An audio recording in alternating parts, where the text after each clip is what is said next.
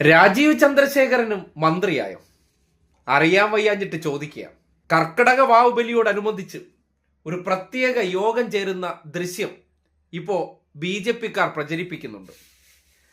സാധാരണഗതിയിൽ തിരുവനന്തപുരം ജില്ലയിലെ തിരുവല്ലം പരശുരാമ ക്ഷേത്രത്തിൽ നടക്കുന്ന കർക്കിടക വാവുബലിയുമായി ബന്ധപ്പെട്ട പ്രവർത്തനങ്ങൾ ജില്ലയുടെ ചുമതലയുള്ള മന്ത്രിയുടെ നേതൃത്വത്തിൽ കൂടിയാലോചനകൾ നടത്തി അതിനുവേണ്ട ക്രമീകരണങ്ങൾ ഏർപ്പെടുത്തുന്നതാണ് പതിവ് രീതി.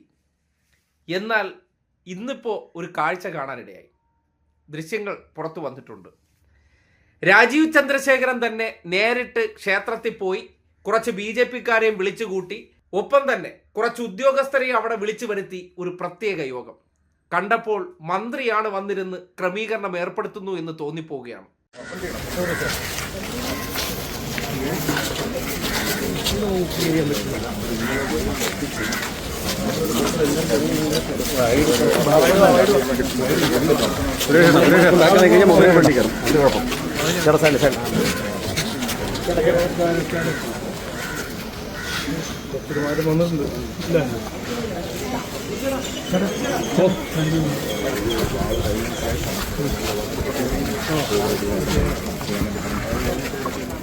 എന്തൊക്കെയാണ് ഈ കേരളത്തിൽ ഇപ്പോൾ നടക്കുന്നത്?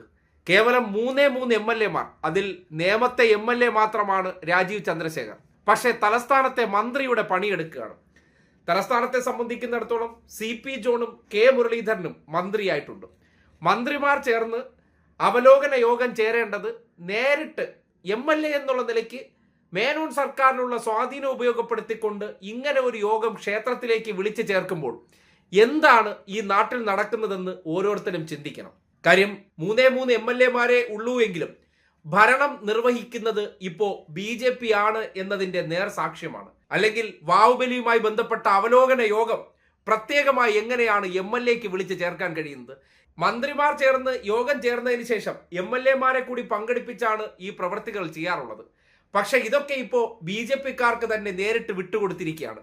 അമ്പലങ്ങളും ആരാധനാലയങ്ങളെല്ലാം നിങ്ങൾ നിങ്ങളുടെ വഴിക്ക് ക്രമീകരണങ്ങൾ ഏർപ്പെടുത്തിക്കോളൂ എന്ന് പറയുമ്പോൾ സംഘിവൽക്കരണത്തിന് വേണ്ടി കോൺഗ്രസ് കൈയയഞ്ഞ് സഹായിച്ചു കൊടുക്കുന്നത് എങ്ങനെ എന്നതിന്റെ തെളിവ് കൂടിയാണിത്.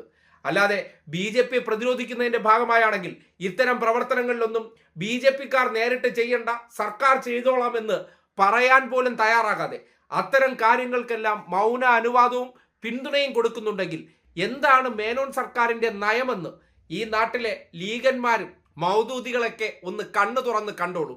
ഇത്തരം പ്രവർത്തനങ്ങളൊക്കെ മുൻകാലങ്ങളിൽ വാവുബലിയുമായി ബന്ധപ്പെട്ട പ്രവർത്തനങ്ങൾ, അത് തലസ്ഥാനത്തെ പ്രധാന കേന്ദ്രമായിട്ടുള്ള തിരുവല്ലത്തെ കാര്യങ്ങൾ സർക്കാർ തലത്തിലാണ് അവലോകനങ്ങൾ നടത്തി ക്രമീകരണം ഏർപ്പെടുത്തുന്നതിൽ നിന്ന് രാജീവ് ചന്ദ്രശേഖരൻ തന്നെ മന്ത്രി എന്നുള്ള നിലയ്ക്ക് കാര്യങ്ങളെല്ലാം ക്രമീകരിക്കുകയാണെങ്കിൽ ഇവിടെ BJP ഭരണമാണ് നടക്കുന്നു എന്നതിന് ഇതിനേക്കാൾ മറ്റൊരു ഉദാഹരണം എന്താണ് വേണ്ടത്?